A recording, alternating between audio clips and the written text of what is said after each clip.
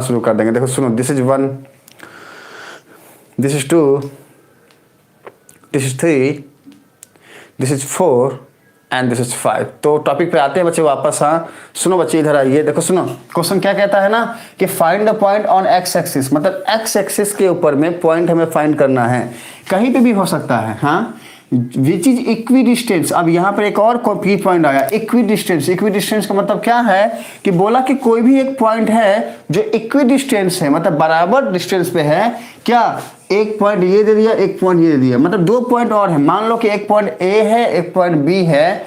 ये वाला पॉइंट कुछ इस तरीके से लाई करता है कि इसका पॉइंट ए से जो डिस्टेंस होगा वही इसका बी से भी डिस्टेंस होगा। मान लिया कि ये पॉइंट बी है, हाँ, तो इसका ए से जो डिस्टेंस होगा वही बी से डिस्टेंस होगा। ये कहता है कि फिर वो पॉइंट कौन सा होगा, ये फाइंड करने के लिए एक्स एक्सिस पे। तो अगर एक्स एक्सिस पे पॉइंट है तो इसका मतलब है वाई जीरो होगा। तो पहले ही पता चल गया हमें कि वाई जीरो है। यहाँ पे फाइंड करना है कि सिर्फ एक्स की वैल्यू क्या होगी। अब इसको हम प्रॉपर स्टेप बाय स्टेप लिखते हैं, उसको समझना ध्यान से बच्चे। सुनो, देखो पहले तो हम यहाँ लिखेंगे, हम क्या लिखेंगे, हम लिखेंगे कि यहाँ लिखेंगे लेट अस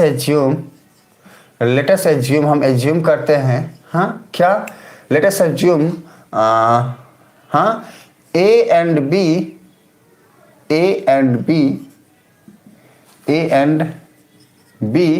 आर टू दो पॉइंट है। हाँ, वेयर जहाँ पे ए जो है वो इक्वल्स टू 2 - 5 है, मतलब ये वाला, एंड बी इक्वल्स टू -2 9 है, मतलब कि ये वाला। दो पॉइंट हमें मिल गया। पहला वाला पॉइंट है 2 - 5, दूसरा पॉइंट है -2 9। ठीक है ना। अच्छा अब देखो सुनो, अब इसके बाद क्या करेंगे, दो पॉइंट हमने मान लिया। अब बोला कि एक पॉइंट फाइंड करना है ऑन एक्स एक्सिस पे, तो लिखेंगे कि पॉइंट ऑन एक्स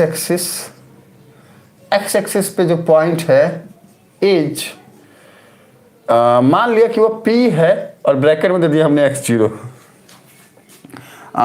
बस इतना लिख दो। और क्या, हमने मान लिया है कि A और B दो पॉइंट है जिसका कोऑर्डिनेट ये है, और साथ में यहाँ पर एंड दे दो, and point on x axis is P x0, ऐसा हमने लिख दिया। ओके, अब देखो क्या है, अब बोलता है कि जो ये एक्स एक्सिस पॉइंट है ना वो इन दोनों पॉइंट से इक्वी डिस्टेंस पे है। तो अब लिखोगे क्या कि अकॉर्डिंग टू प्रॉब्लम, ATP लिखते हैं इसको बच्चे।